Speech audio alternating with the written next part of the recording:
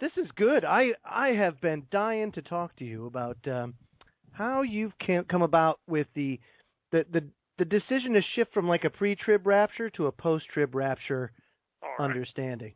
Sure. Do you have a Bible there? I do. A real one, like a King James, or one of the toy ones? Well, that depends. Which one do you want? King James 1611 or King James? The King James 1782 or whatever it is. All they did was correct the printing and spelling errors. They didn't. Well, yeah. Anything. People talk about that. The Old English is a little hard to get into, but I have a 1611. I read through the whole thing. You're right. The spelling is crazy in some of the stuff, but the words are the same, Absolutely. And the type font, when they use the letter F instead of S all the time, Yeah, it takes a little adjusting. Of course, our founding fathers still did that too in the 1700s. That's anyway, right. Congress. Yeah, right. There's two F's. Anyway, turn to Daniel chapter 7. I'll tell you what got me started. Sure. I believed in pre-trib for 40 years only because I didn't know any better. I hadn't studied it, and everybody else seemed to believe it, so I thought, hey, it's got to be true, Schofield Bible taught it and all this stuff, and they taught it at Midwestern Baptist College where I went in Pontiac, Michigan, and my preacher taught it at Bethel Baptist in Pekin. And, David was going to go out and kill Goliath, and Saul said, here, put my armor on. And he said, I can't. I haven't proved it. For years I thought that meant it's not my size, and maybe it wasn't. I don't know, but he hadn't tested it in battle yet. And I hadn't. I think a lot of people are wearing somebody else's armor when it comes to a lot of Bible doctrines. Yes. They haven't really checked it out for themselves to see, what do I believe and why, and is this true? Yeah, no, I agree. I'm there. I'm at the vision of the four beasts. Okay. It talks about the four beasts in the first 7 verses or so. And then down in verse, let's see, mine's all in sequence here. Verse 9. Yep. And I beheld till the thrones were cast down, and the Ancient of Days did sit, whose garment was like the white as snow, etc. It talks about him. And 10,000 people stood before him. 10,000 times 10,000, 100 million. Right. And it talks about his kingdom. So I said, okay, we got 4 beasts, probably, well, that's another long story of who those 4 beasts are. But sure. I think at the end of the world here, which is probably coming like tomorrow, we're going to have 4 major world powers. The first one talks about the lion with eagle's wings, which I believe is probably the England-American alliance. Our symbol's the eagle and England's the lion. And it says the eagle's wings are plucked. I firmly believe we're going to lose our world status here pretty soon. I'm feeling it. And we're going to be a third world country like Haiti. All of our money is fake. Everything's phony. I mean, there's going to be famine here in America soon. And right. The second beast is a bear with 3 ribs. Probably Russia will be a world power at the end of time. The third beast is a leopard with 4 wings, and my best guess on that is probably some kind of Asian alliance, like China, Japan, India, who knows. But there'll be 4 countries get together and form a bloc, probably for political or economic reasons, over in Asia. And then the fourth one, it just says it's a beast. It's dreadful and terrible in verse 7. It doesn't give it a type of animal. It's like 10 horns. I have come to believe pretty strongly, after soaking my brain in the Bible for many years on this topic, this is probably a Muslim alliance of 10 nations. This is not the European Common Market. This is 10 Muslim countries that get together. They all hate Israel. They've got a common hatred for that. And so that's probably it. And out of one of those is going to be the little horn. It mentions him in verse 8, come up, this little horn. Right. I think there'll be the Antichrist rise out of Syria, just my guess. So you don't think that would be the Vatican? I certainly think they're connected. I think when people understand how the Vatican was involved in starting the religion of Islam, they would be shocked, Oh yeah, absolutely. Or even the pre-trib rapture with the Jesuits, Exactly right. Exactly. But see, what's going to happen with that pre-trib rapture thing, which I wish was true. Gee whiz, tell me about it. But what's going to happen? So many are going to be disappointed. And 2 Thessalonians, Paul said, many are going to fall away. In Luke 18, Jesus said, when the Son of Man comes, shall he find faith on the earth? I read over that verse for 40 years and didn't realize, wow, he's saying, hey, when I come, not many are going to be waiting. Think about how many people have fallen away already, in the grand scheme of things. And then in 2 Peter, which I preach on all the time, 2 Peter 3, about people, scoffers are ignorant of the creation, the flood, and the coming judgment. Well, I taught on the creation and the flood for years, and all my videos go around the world in 40-some languages now. But I never mentioned, I didn't talk much about the end times judgment because I didn't know. I wasn't sure, Absolutely. And You know who just had a little shindig on the Big Bang? who's that? Stephen Hawking Oh, had. yeah?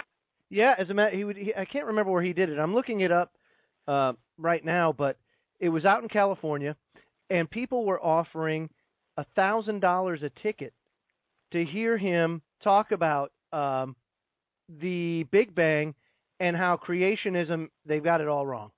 That guy's a moron. I'll debate him with half my brain tied behind my back. Well, I wish you would. Well, get me out of here. Pray me out of here. I'm Okay. trying. All right, so back to Daniel. I was reading Daniel, and I said, Yes. okay, we got these 4 beasts, and then we got the Ancient of Days. Obviously, God sets up his kingdom. And then you go down to verse 16, and 17, it talks about the beasts again. These great beasts are 4 kings. But verse 18 says, the saints of the Most High take the kingdom. And I said, oh, this is giving the same thing again, I wrote a blog about this called The Paint Job after it finally dawned on me how you put multiple thin layers of paint on a car. Daniel is giving the same story 4 times. You got the beasts and then the kingdom. And then in verse 15, 16, 17, 18, you got the beasts and then the kingdom. And then look at verse 19. He said, I want to know about this 4th beast, who has the dreadful teeth and all this stuff. And about the 10 horns in verse 20. And verse 21 says, I beheld the same horn made war with the saints and prevailed against them. And then the next verse 22, the saints possessed the kingdom. I said, whoa, this is adding a detail in here. In between the 4 beasts and the taking the kingdom, the saints are going to get beat up. Yeah. Verse 21. And then I read verse 23 and 4, and it talks about the beasts again, the 4th beasts and the 10 kings. And then verse 25 talks about he shall wear out the saints. And then 26 talks about taking the kingdom again. I said, now, wait a minute. I thought they already took the kingdom. How's he going to wear the saints out? It turns out there are 4. So I ended up getting a Bible, copying the pages, and cutting it into strips to make 4 parallel columns and put them side by side. Column 1, I'm looking at it here, has Daniel 7, 2 through 14. Maybe you can make a PowerPoint visual for this if you want to speak on it. Yeah, sure. Column 2 has Daniel 7, 15 to 18. Column 3 has Daniel 7, 19 to 22.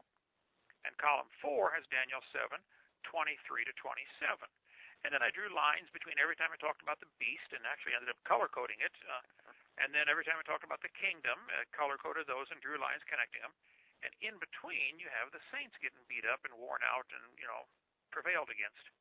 So I said, well, wait a minute, I thought you mean the saints are going to get beat up before we take the kingdom? So then I realized in Daniel 8, it gives another layer to this paint job. Daniel 8, 9 to 14 became my 5th column, and it's the same sequence. You got the little horn in verse 9. Then you got him taking away the daily sacrifice in verse 11 and 12 and 13. And then verse 14, or the end of verse 13, you got the host being trodden underfoot, the saints getting beat up. Right. I ended up with a 6th column. By the way, this is going to be in the back of my. There's already one in the back of my. There's a copy of this chart with all these parallel verses and the lines connecting them in the back of the dissertation. Yes, which I just got, by the way. So I'm. Oh, good. Okay. Getting ready to dive into that. Well, good. So I ended up with column 5 being Daniel 8, 9 to 14. Column 6 being Daniel 8, 23 through 26. And column 7, Daniel 9, 24 to 27. And I kept seeing more details thrown in here, but the sequence was always the same. I ended up going all the way to 12 columns, and the 3 that really got me were the Matthew, Mark, and Luke ones. Yes. The disciples came and asked him pretty clearly, hey, Matthew 24 and Mark 13 and Luke 21, parallel passages. So again, I copied those and cut them into strips and taped them side by side and drew a bunch of lines on there and connected it. I'll just take Matthew, for instance, Matthew 24. In verse 3, the disciples come and say, hey, when are you coming back, and what's the sign of your coming? 2 simple questions. When are you coming? What's the sign? Matthew 13:4. Tell us, when shall these things be, and what shall be the sign? Luke 21:7. And they said, Master, when shall these things be, and what sign will there be? So this is obviously parallel passages. Then in the Matthew 24 one, from verse 4 to 14, he talks about wars, rumors of wars, getting delivered up and afflicted and thrown in prison and blah, blah, blah. And then in verse 15, he says, when you see the abomination of desolation, spoken of by Daniel the prophet. So I went back and looked at all the Daniel passages where it talks about the sanctuary being desolated. Yes. Daniel 8, Daniel 9, Daniel 11:31, Daniel 12:11, and it all talks about the sanctuary, the abomination of desolation. So this is what Jesus is talking about here in Matthew to his disciples. Mm-hmm. And then verse 16 to 28 talks about more tribulation, great tribulation, verse 21, such as was not since the beginning of the world. This is going to be the worst ever. Then look down at Matthew 24:29. This is what finally got me. I said, wow, I've been teaching something and believing something that is wrong all these years. Verse 29, immediately after the tribulation of those days shall the sun be darkened, and the moon shall not give her light. And the stars shall fall from heaven, and the powers of the heaven shall be shaken. And then shall appear the sign of the Son of Man in heaven, and then shall all the tribes of the earth mourn when they shall see the Son of Man coming in the clouds of heaven with power and great glory. And he shall send his angels with a great sound of a trumpet, and they shall gather together his elect from the four winds, from one end of heaven to the other. Wow, seems pretty cut and dry. The rapture's after the tribulation. Mm-hmm. So by just looking at verse 29, 30, 31, after the tribulation, the sun and the moon go dark. And then he sends the angel, and the trumpet blows, and all the saints are gathered together. In Mark 13, it's the same thing. In verse 24 to 27, same sequence. It says, after the tribulation, the sun shall be darkened, and the moon shall not give her light. So I looked up every reference, and there are 10 of them in the Bible where it talks about the sun and the moon going dark. The first one's Isaiah chapter 13.